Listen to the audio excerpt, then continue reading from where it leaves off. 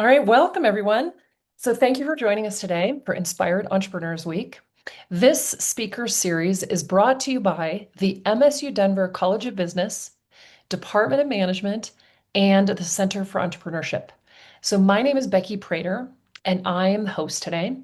And I believe that if we see what it looks like to be an inspired entrepreneur, we will most likely or more likely become one ourselves.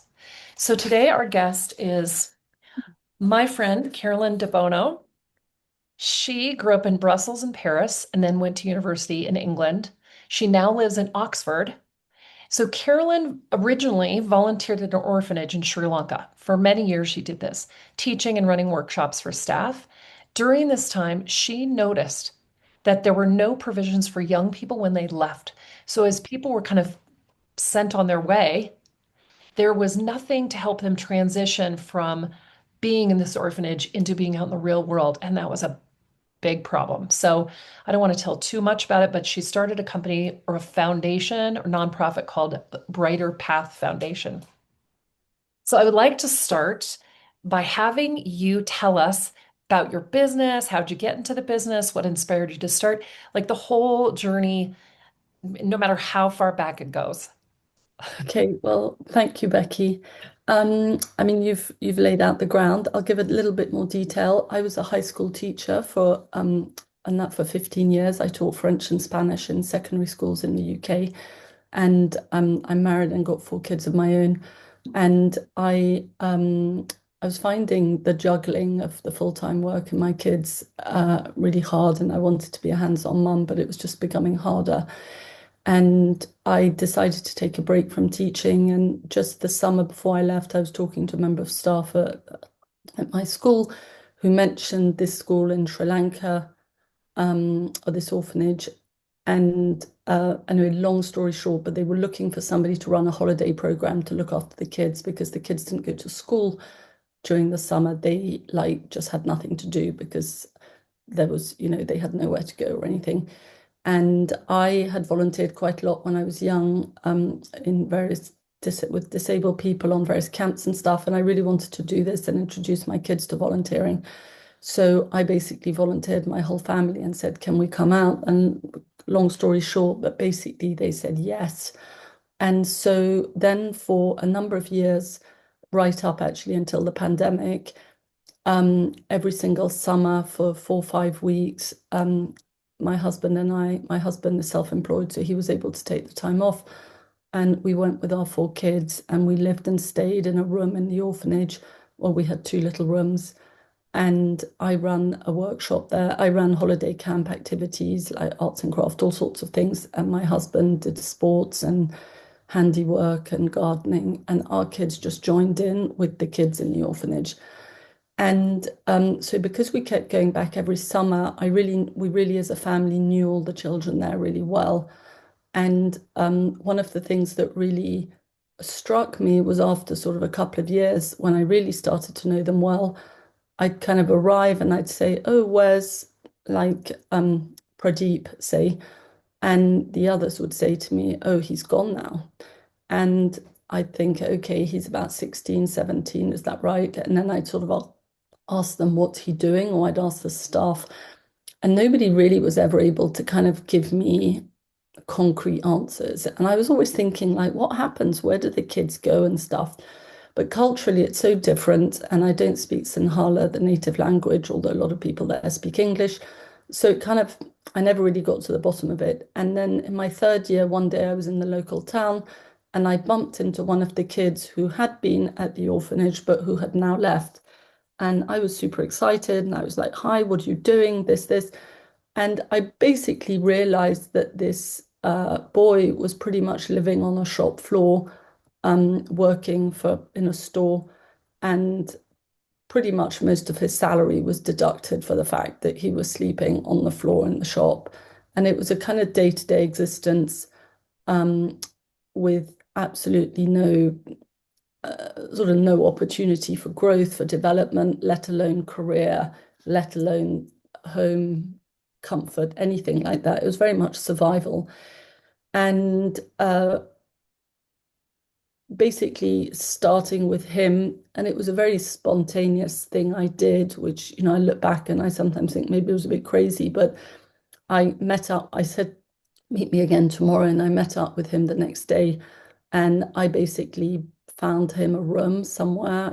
I literally hustled around with some landlords, and I mean, I had I don't know if any of you have seen the film, what's that film? Anyway, but it was kind of pretty dodgy landlord. But anyway, I put down a deposit for him for 3 months. I found him this room, and then that afternoon, him and I walked from shop to shop, and I tried to find him a job, another job. And I also went and helped him open a bank account, and I put a little bit of money in there. And I bought him a really basic mobile phone, not like a smartphone, but just a phone. Um, because the reality of the situation, which I hadn't fully understood, but I'm now kind of looking at the big picture, is that, first of all, I have to quickly say, you probably know, but Sri Lanka has a legacy. It had a very long civil war in the late 80s and 90s. And then there was a really bad tsunami in the late 1990s on the 26th of December. And because of that, there's a real legacy, unfortunately, of lots of children being in the care system. And Sri Lanka doesn't have fostering like you'd have in the US or in the UK. Um, and that's because they had issues of kids being in foster care, but then being used like as sort of house servants and things like that.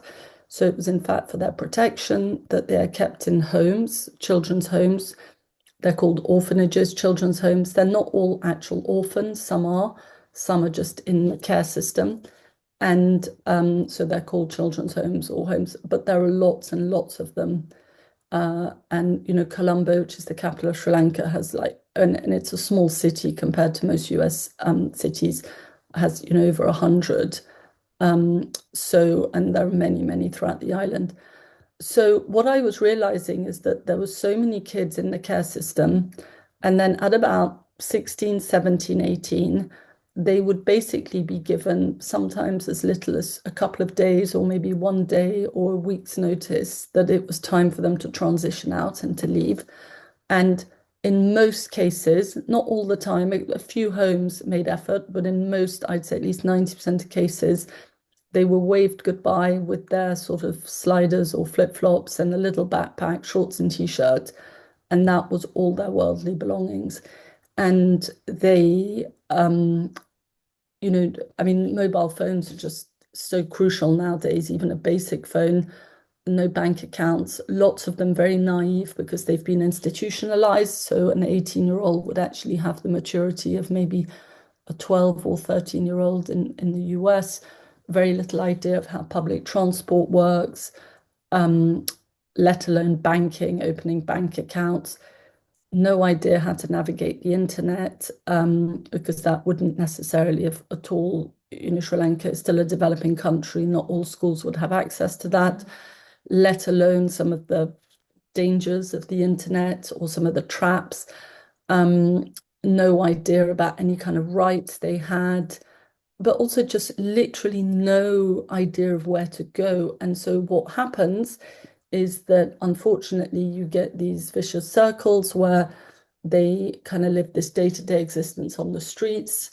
And the ones who are sort of savvy and have a bit of wits about them manage to survive and manage to get on and hustle a bit and so on. But most of them are not that lucky. And then you've also always got, the whole drugs issue and the whole just people who are ready to exploit them, paying very low wages or no wages in return for somewhere to sleep, all those sort. And then with the girls, um, there's always sort of abuse, prostitution, all those sorts of things come in, as well as everything else like the drugs, etc., etc. And some of these kids actually had decent exam results, not all of them, but they'd been to local schools near that orphanage and actually had some decent qualifications, but just no money, no means. So going back to that boy, I basically started supporting that boy and pretty much mentoring him from WhatsApp and from whenever I went to Sri Lanka. And I was fortunate my husband's supportive in helping the kids, and that I had the means to travel there, but I did go and carry on working at the orphanage here and there, and then I would go and check on him and so on. And just fast forwarding now, some other kids through him heard about this. And so I started to be contacted by more and more boys at first who had left orphanages. And my husband and I were then supporting about 15 kids. I mean, I say kids, they're all about 17, 18. And I did have experience of young people because I'd worked in a high school, but obviously this was really, really different. And it just became apparent that either I was going to have to sort of not stop, but I was going to have to kind of like have a bit of a boundary, or it was time to formalize this. And it just became really obvious to me that I just had to sort of educate myself on this. So basically, I again fast forwarding a bit, but I had to cut through a lot of red tape in the UK and in Sri Lanka, and I set up what in Sri Lanka is called a non-profit company. In the UK, we call it a charity, and it's registered in the UK with our Charities Commission, which is kind of like the governing body for non-profits, and the same in Sri Lanka. And my what we now do is the organization, the company. Well, first of all, it's non-profit. I have no salary at all. There are three Sri Lankan members of staff who work full time who have a salary, but myself, the other trustees and directors in Sri Lanka and in the UK have no salaries at all, and I pay all my own expenses and everything.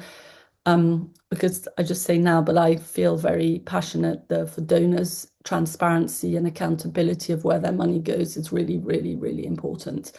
And I want them to know that every single penny they give of their hard-earned money goes towards the work on the ground.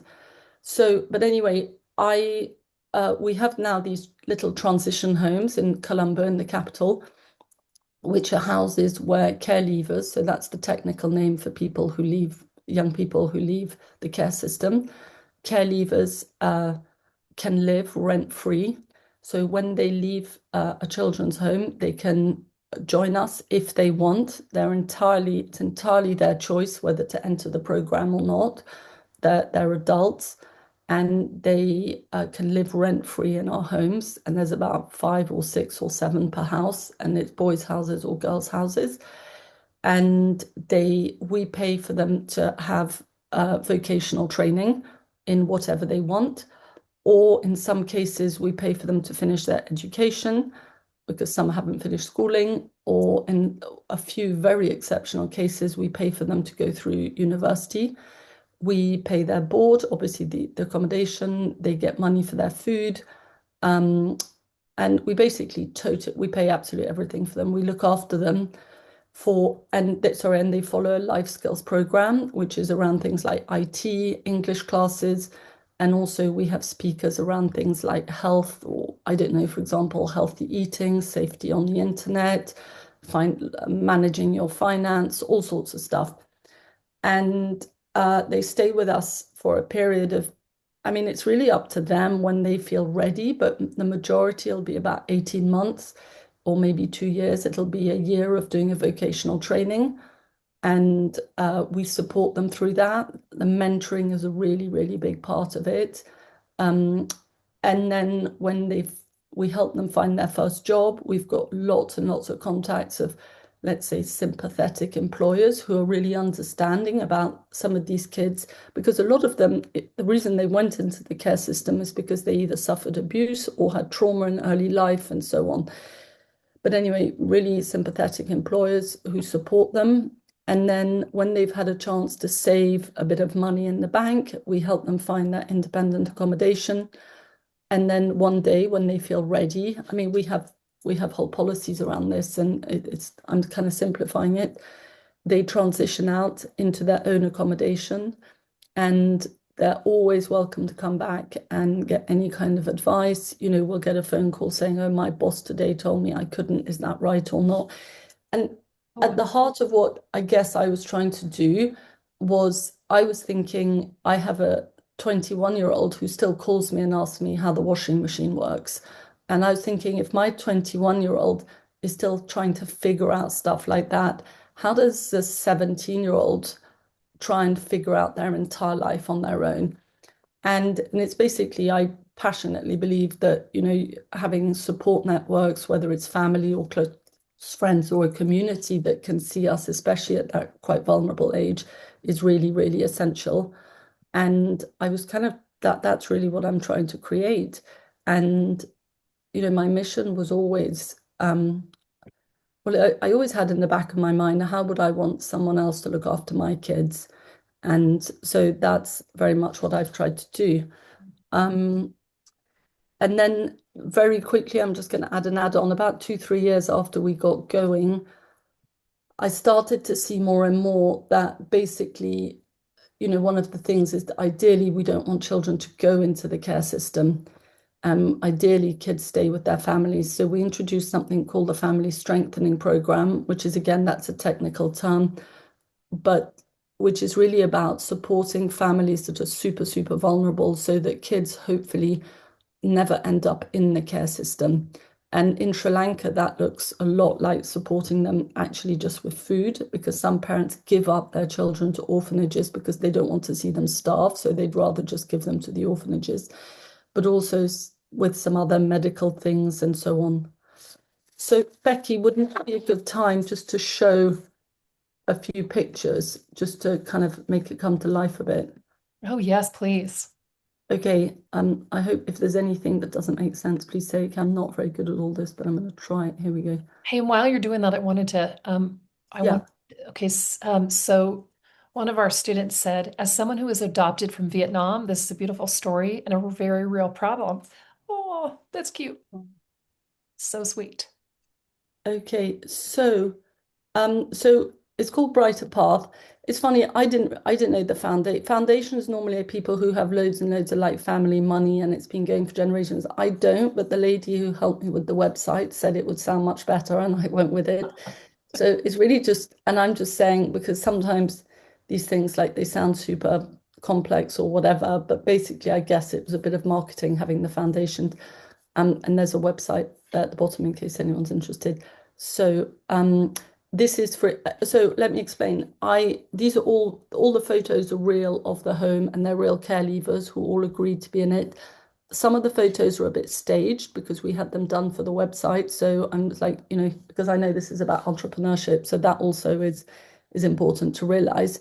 But this is an actual room of three of the in the boys' house. They're in one of the boys' houses. So yeah, they don't always sit on their books, on their beds reading their books, but this just gives you a feel. But a lot of the photos are exactly as they are. But I just want to be totally honest about that. These are three boys just chilling after work or after their courses. I'm going to come on a bit more to this is another boy who's doing some cooking in one of the boys' houses. This boy's actually, maybe you can't see, but his right arm is very disabled, but he's overcome so much. This is in one of the girls' houses. You see, it's literally, they do everything for themselves in the houses. They cook, they have to learn to cook. They take it in turns to do that. It's literally like you're living in a family. And obviously, we have a girls' coordinator who oversees the girls' houses, a boys' coordinator. We have a lot of things in place. But the idea is that they live independently, like we might live, like be roommates with someone, or the girls do gardening projects. This is on the balcony on one of the boys' houses. So there's me, you see in the middle with my Bright Path t-shirt. The lady on the right is our girls coordinator, Kalpani. Um, we have a study room. So this is the room where the boys have their English classes in one of the boys' houses. The photo on the left is the Christmas tree this year in one of the girls' houses that they just put up. And then on the right is another photo again with the girls coordinator. Um, so Nishant in the middle here, he's our general manager. So he's and he's the first person who really, really supported me with this before Brighter Path was even formalized. And then these are three care leavers who are all still, this is their school uniforms in Sri Lanka. So they're still studying for their like the equivalent of like being juniors and seniors in high school. And they were kicked out of their orphanages. A lot of boys around the age of 15, 16, unless they're like super well behaved, they try and push them out because they're just regarded as being basically big, boisterous, eating a lot of food. And frankly, a lot of the children's home just find it easier if they can just kind of butt them out as quickly as possible. Um, so this is now the vocational training. So really fortunate that I early on made a good contact. In fact, Becky, you're going to ask about pivotal things, and I'll come back to that.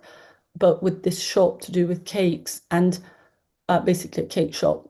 And these two boys are both training there at the moment, or the one on the left has finished now. Um, that's me mentoring, a huge aspect of our work, because there's, a lot of them just, when you've grown up in an orphanage where you've had nothing to hope for, to dream, nobody's ever encouraged you, it's very difficult to actually aspire to anything. And one of the things we really have to do is just like motivate and show, and when there are setbacks, show that it's okay and you carry on. You don't just give up. So mentoring is a huge part of what we do. This is the boys on the left have got VTA, it's the Vocational Training Agency of Sri Lanka. They offer lots of courses. So all their courses, they'll do half of it will be like in the like institution and it's kind of classroom. And the other half is practical. So this boy on the right is becoming a car mechanic. So they have like 50-50. They spend half the time in person somewhere in their job and the other 50% in their classroom learning like the theoretical aspect. These are the boys we currently have in one of the houses right now. Uh, and these two are quite special. Both of these are two university students. The girl on the left, she's studying law at University of Colombo. And the reason she's in a black sari is that all lawyers in Sri Lanka have to wear black. And it's like a huge, huge achievement what she's done. Law to get in, she's at a state university which has a competitive exam to get in. So literally anybody can apply and it's a competition. They just take the top 100 candidates. So you've got about like 5,000 people applying island-wise, and so the exam is just literally a competition. And despite growing up her entire life as a baby in a children's home and so on, she did really well in her school exams. So we supported her in her application to university, and she got into the law faculty, which is really, really competitive. It's an undergraduate degree, not postgrad like in the US. And the boy on the right, he has his own challenges, but he also got into the university and where he studied politics and sociology.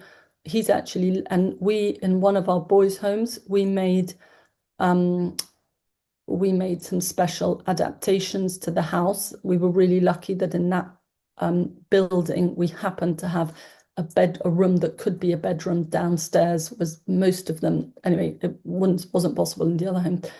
So we had one of our washroom bathrooms totally made to be accessible for him. And we changed one of our doorways and we had a ramp made and he was able to have, and the university supported him in some ways too, and we supported him in other ways. And he had a wonderful 3 years with us. And last year he transitioned into his own independent accommodation. He now works for a financial institution and is doing really, really well for himself. Um, Now, the second part I was telling you of our work is this thing called family strengthening. So here are examples of three families that we've worked with for a long time. Now, Sri Lanka had a really bad cyclone that hit Sri Lanka in December. And I was there in December just after the cyclone. And this isn't, so this family is already, it's a single mother with two children. She lost her baby 2 years ago. Well, she lost her 2-year-old child actually 2 years ago.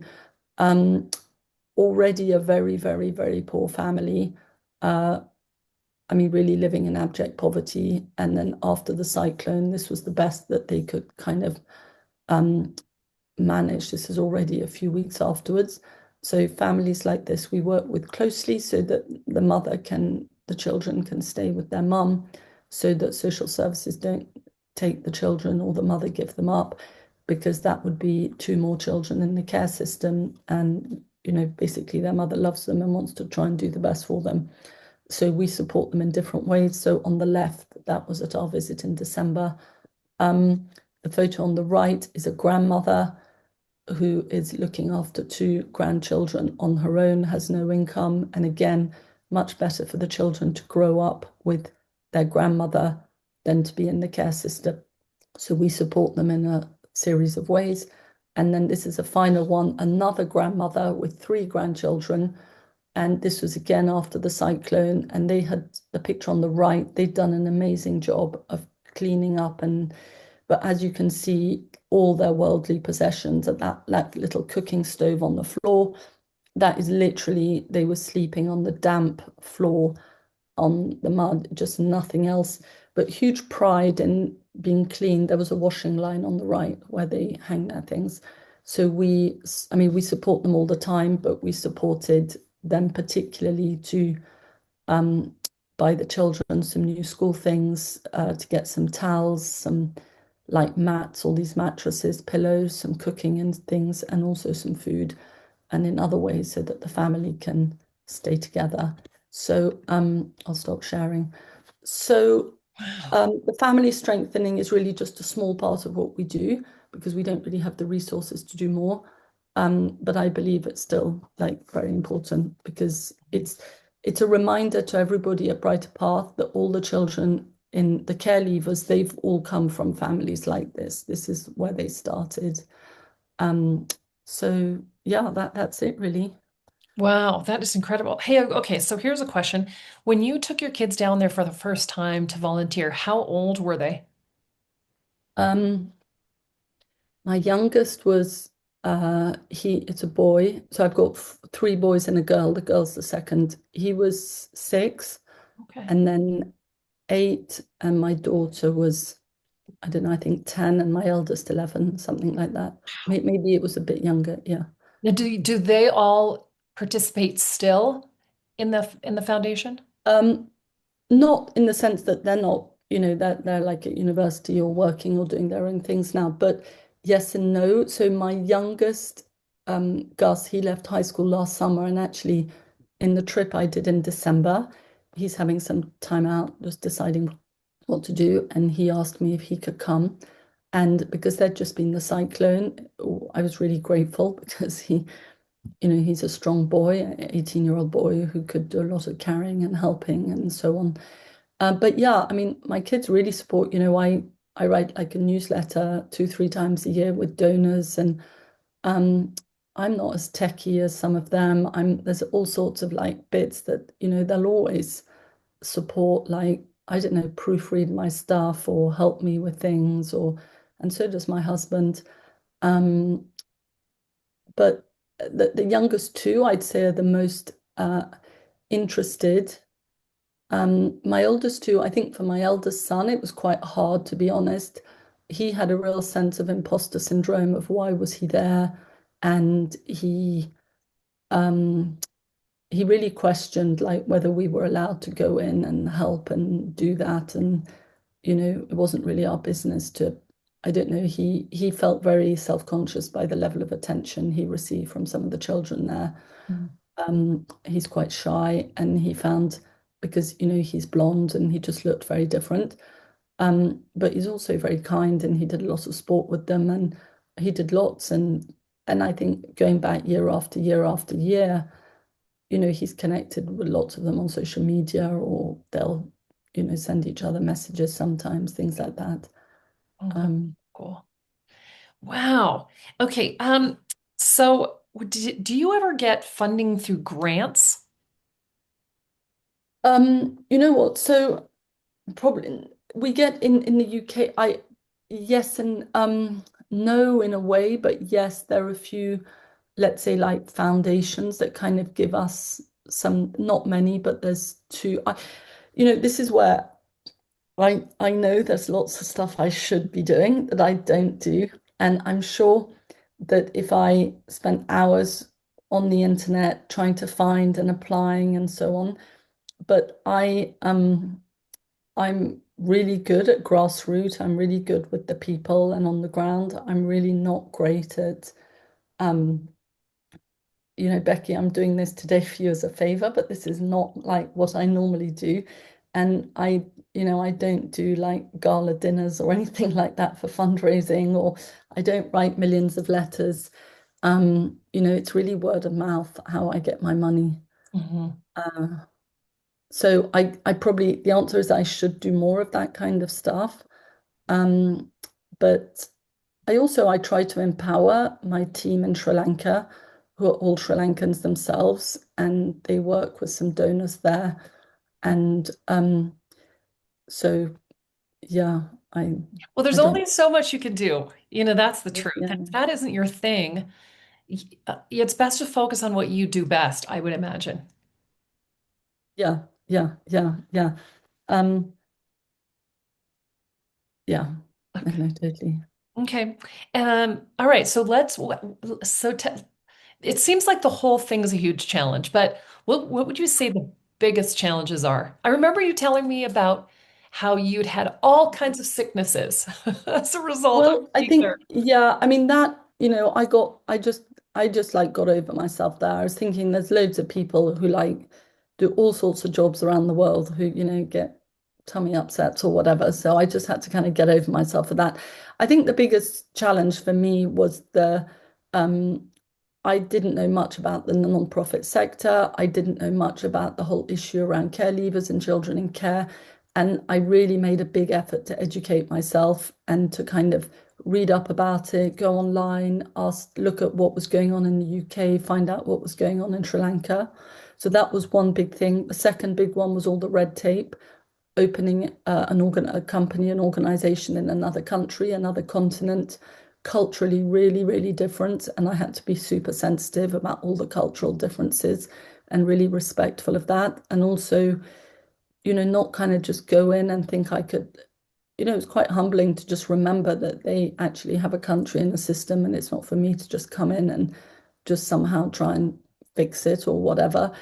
But at the same time, it was okay for me to come in and perhaps support a few people who wanted support. Mhm. And I definitely do have some talents and gifts, as we all do, and maybe they could be put to good use. Um, yeah, and I think the last thing I'd say challenge was just finding the right staff, just finding staff were as committed. I mean, they are paid, but still who as committed as me, who just basically really care. I really, really care. And I wanted people who actually really cared. It's not that I get it, it's a job. I get that. And I've had lots of jobs as a teacher where I cared, but it was also a job. But people who really could understand the mission and that this was about, dealings with young, vulnerable human beings who, and that it, yeah. So finding the right staff who really I could work with was also quite challenging. But Yeah. I've got three amazing staff. Yeah. Now, when you mentioned, about going in and setting this up.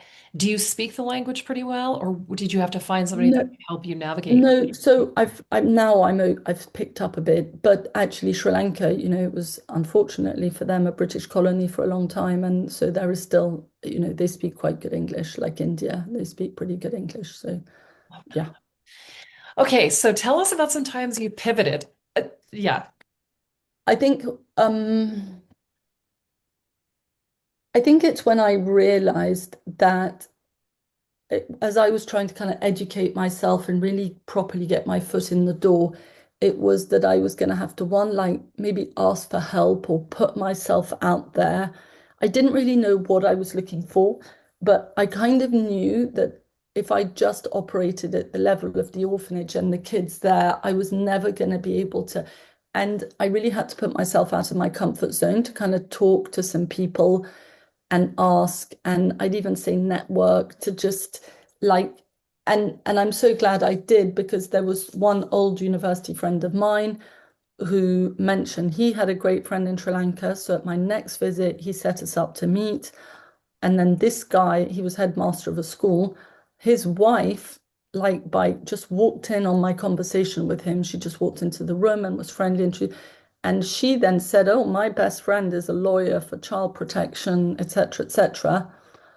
And this lawyer is one of my directors and is one now great, great friend. And she was pivotal in helping me. She basically cut through like all the legal stuff for me and just helped with so, so much. And interestingly, the other thing he then said to me, would you do an assembly at our school for the kids to talk about what you're trying to do? And it might be motivating. And I remember I really didn't feel like it.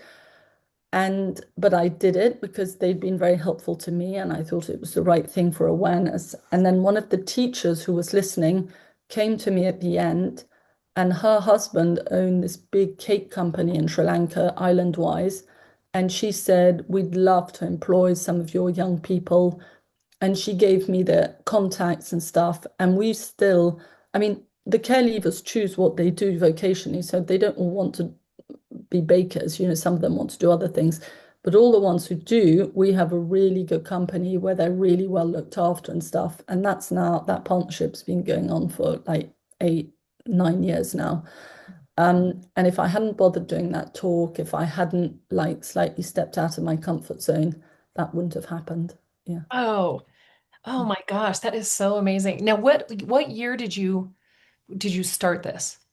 So officially the whole thing was, so I was already helping people before for quite a few years, as I explained, but um, I properly registered everything in 2017, I think, or maybe it was 18, 17, 18.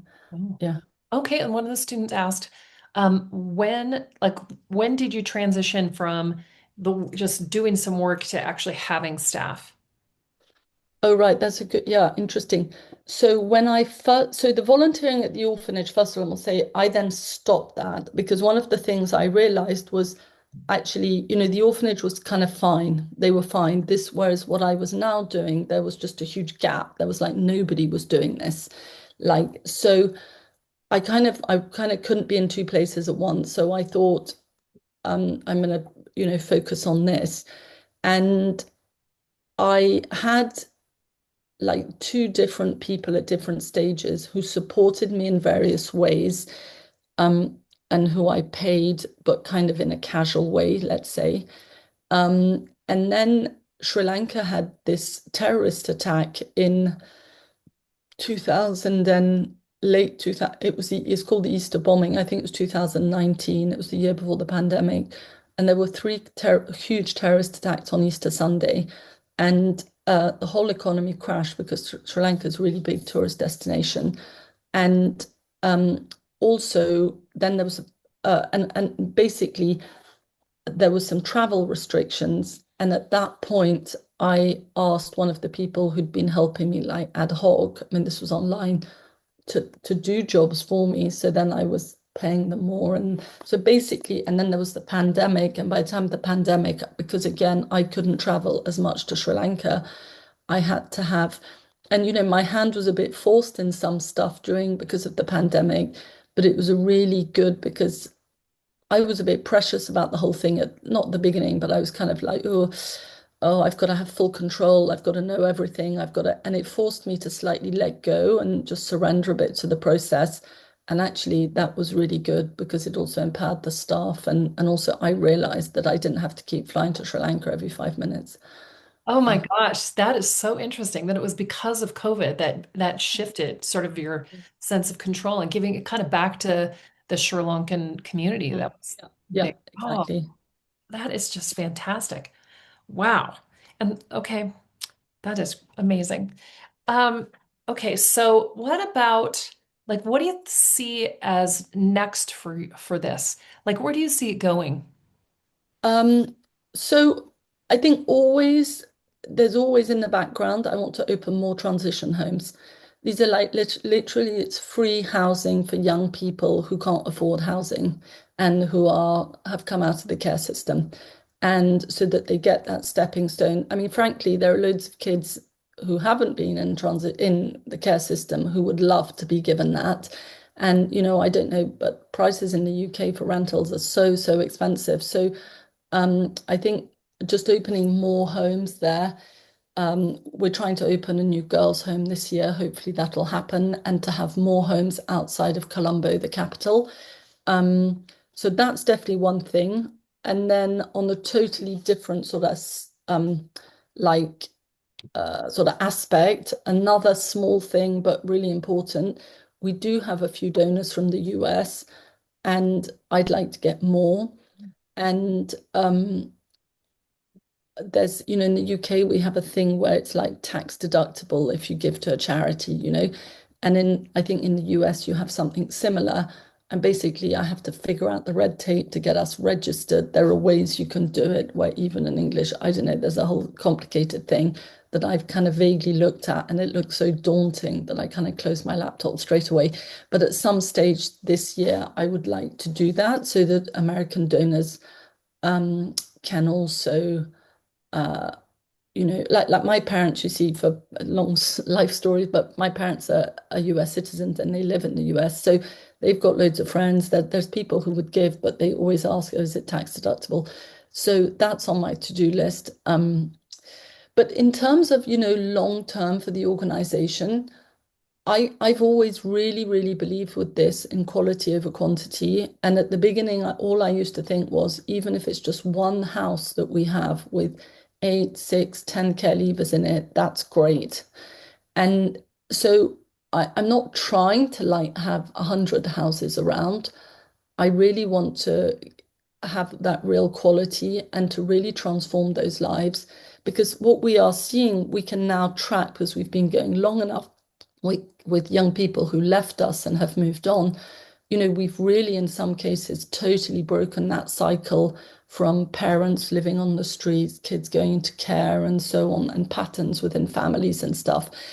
And so I don't really know other than I'm going to keep doing the job. And I know, Becky, you know me, I do a lot of trusting. I try and do a lot of surrendering. It's a bit harder. And I follow my nose. I navigate a lot with common sense. I don't try and overcomplicate stuff. And when there's, I know that when there's something that needs to be done, it'll be obvious, and then we'll get on and we'll do it. Um, but we've got plenty of work to be getting on with. So yeah, and we've got the money for this year, so we'll worry about the next thing when we get to it. I Yeah, love that. One of the participants asked, did you see yourself as someone who would start a business one day before this all started? absolutely not. And in my family, my father was like in business, but he wasn't at all the entrepreneur. And and my husband's not an entrepreneur, and no, so not at all, not at all. Oh yeah, Yeah. I think that's so interesting how you just fall into how you fall into it somehow. You just fall into it sometimes. Okay, here's another question. So let's say somebody gave you $100, like 100 US dollars, or like about 100 pounds.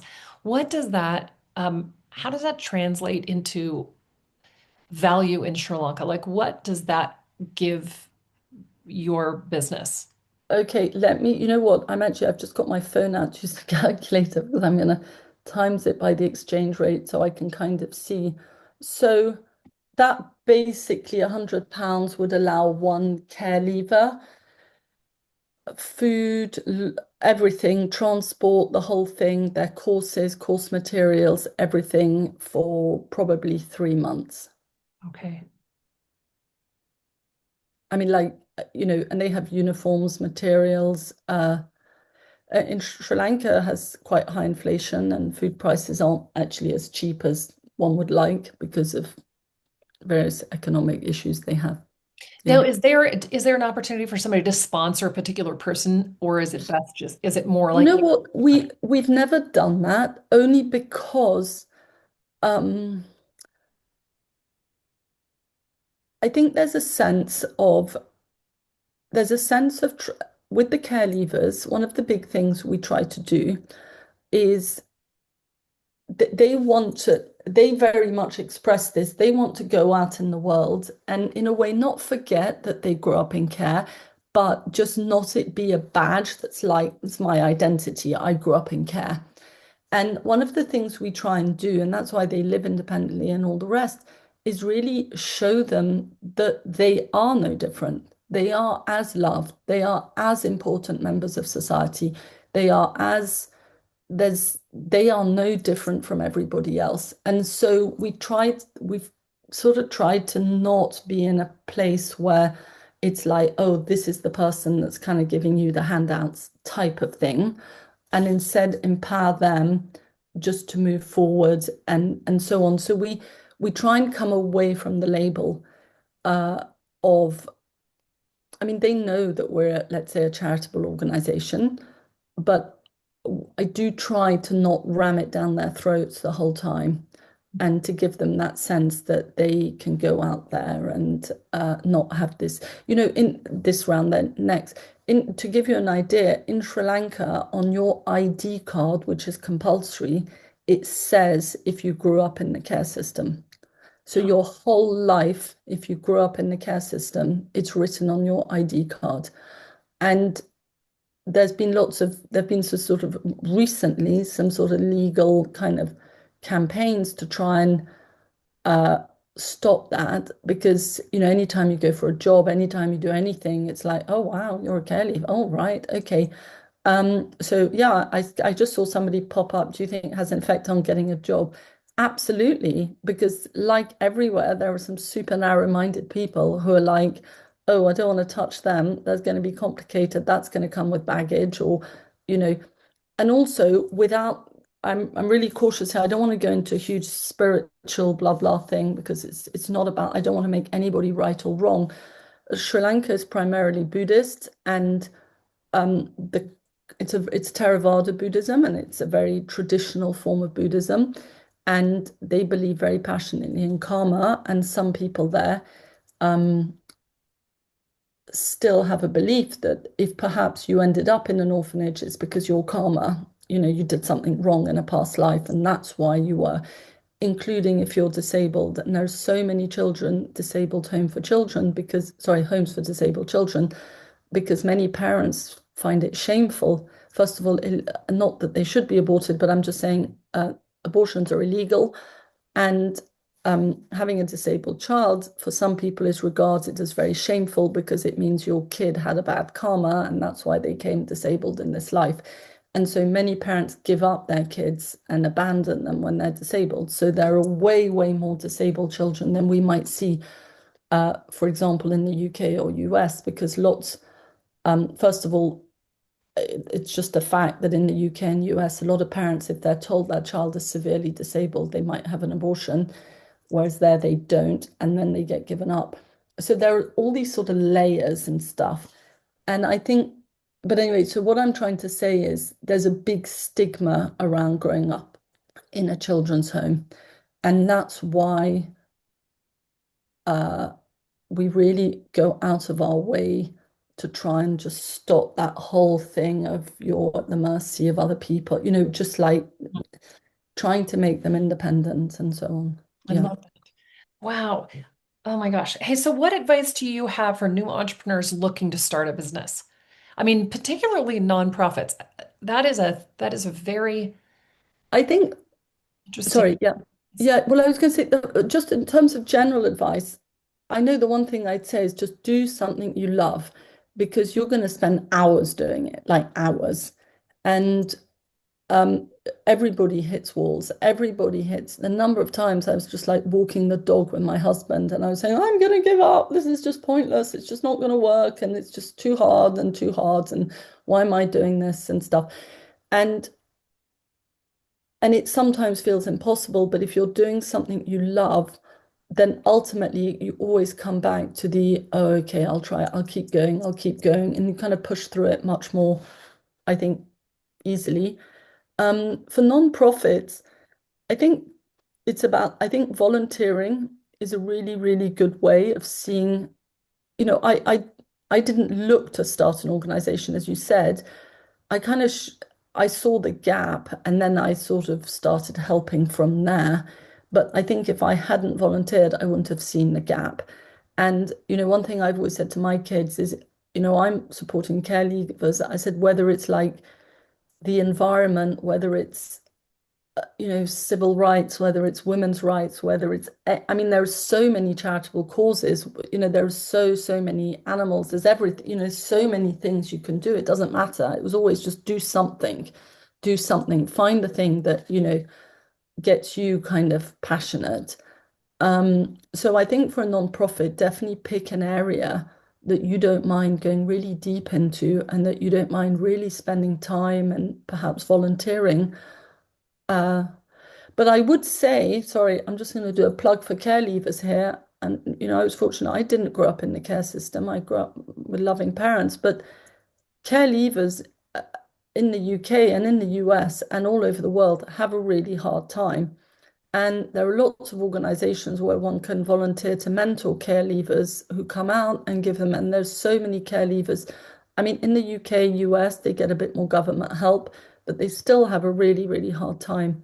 And in the UK, we have an organization called YMCA who do housing for care leavers and stuff. And I insist, I say to my husband, we have to, we give monthly contributions. I say there's no point helping care leavers in Sri Lanka and not even looking after care leavers in the UK. Um, so yeah, I mean, I don't know. I don't really have much advice because I I've kind of bluffed my way through a lot of this. Oh, that's what we do as entrepreneurs. No, bet for sure. I like that idea of, and then you kind of drill down into, so here's this international thing you do, and then you see a need in your own community. And then all of us have somebody in our family that has a need too. And so I feel like when you're talking about, how you can support others, how you contribute, it might be a three-level thing, somebody in your close family, somebody in your community, and then somebody internationally. So it's neat that you're doing that. Wow. Okay, so tell us something that would be surprising to us about your experience. Um, well, I think I'll go back to you asking about the grants. Is I never worry about the money. Um, the other trustees and directors do. My husband does. I never worry about it. We always have enough. I don't do any. Sorry. I write newsletters twice a year, and I always thank all our donors. And I always take the time to do that.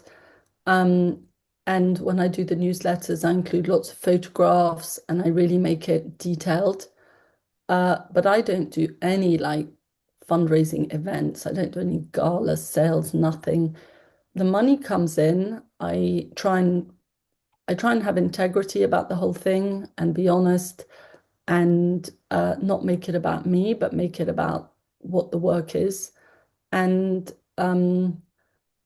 I I give it to sort of a higher power. And I'm not sitting there consciously doing that, but I'm like, if this is meant to be, I know that the care leavers and me and the organization will be looked after.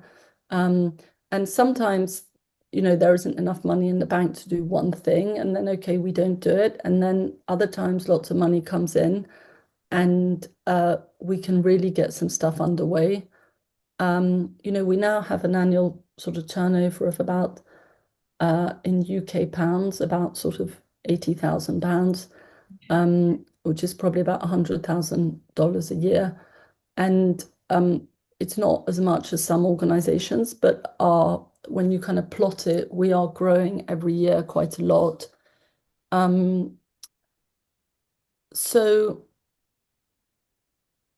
yeah, I just don't think it's worth worrying about that. And I just think it's much better to put time in the work for giving a really high quality work than in being out there like rattling my tin saying, give me money, give me money.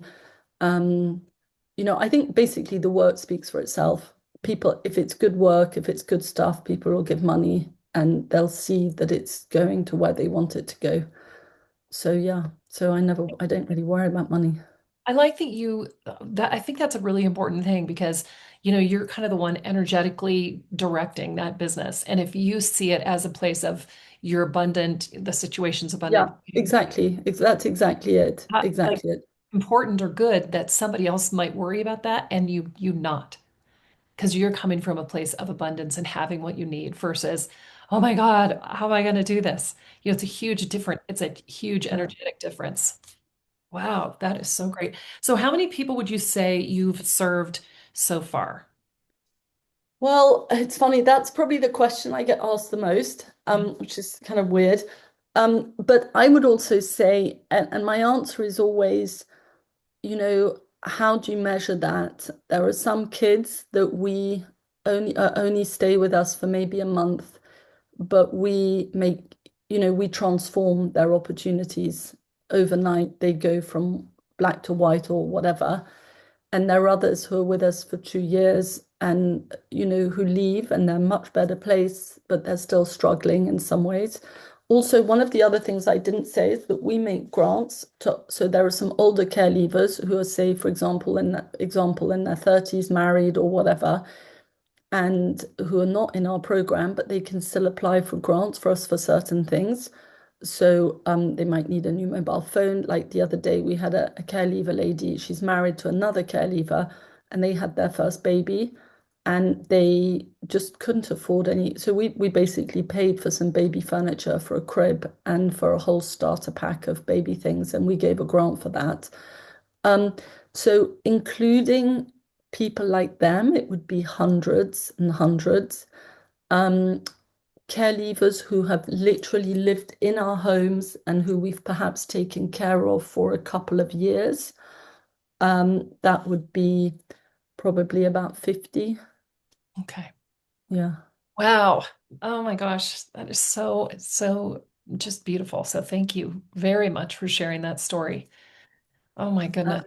No, well, it's lovely to be here. I'm just looking at some of the questions. Are there any that I haven't answered uh, before? Did you ever see it? No. How long did it take, Oliver?